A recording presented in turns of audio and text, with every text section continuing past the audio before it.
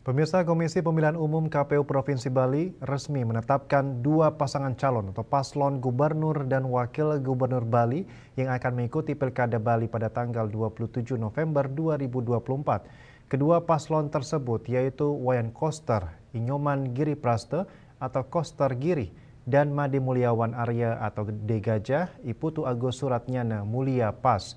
Penetapan paslon dilaksanakan pada rapat pleno pada Minggu 22 September 2024 yang dihadiri oleh kedua ketua tim pemenangan masing-masing calon. Usai rapat pleno, Ketua KPU Bali Idewa Agung Gede Lidartawan mengatakan bahwa kedua paslon gubernur dan wakil gubernur Bali telah memenuhi persyaratan. Bahkan tidak ada satupun tanggapan dari masyarakat terhadap kedua paslon ini. Oleh karena itu, KPU Bali menetapkan paslon Koster Giri dan Mulia Pas sebagai calon tetap gubernur dan wakil gubernur Bali dalam Pilkada Bali 27 November 2024. Setelah resmi ditetapkan, kedua paslon ini akan diundi nomor urutnya pada Senin 23 September. Dalam pengundian nomor urut ini, masing-masing paslon hanya boleh mengajak masa pendukungnya sebanyak 78 orang termasuk paslon.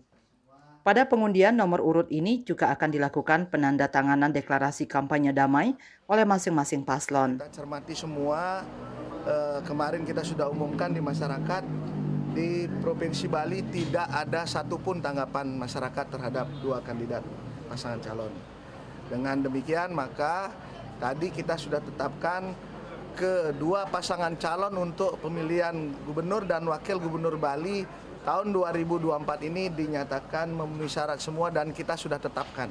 Kita akan mengisi aplikasi itu.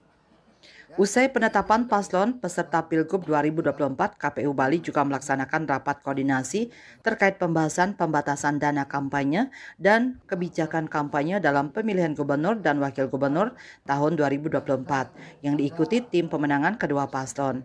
KPU Bali membagi lokasi kampanye menjadi dua zona. Zona pertama yaitu Kabupaten Buleleng, Jembrane, Tabanan, dan Badung. Sedangkan zona 2 yaitu Kabupaten Karangasem, Klungkung, Bangli, Gianyar, dan Kota Denpasar. Hal ini dilakukan agar masing-masing paslon bisa bergantian berkampanye dan untuk mengurangi kemungkinan gesekan yang terjadi. Eka Yana, Bali TV.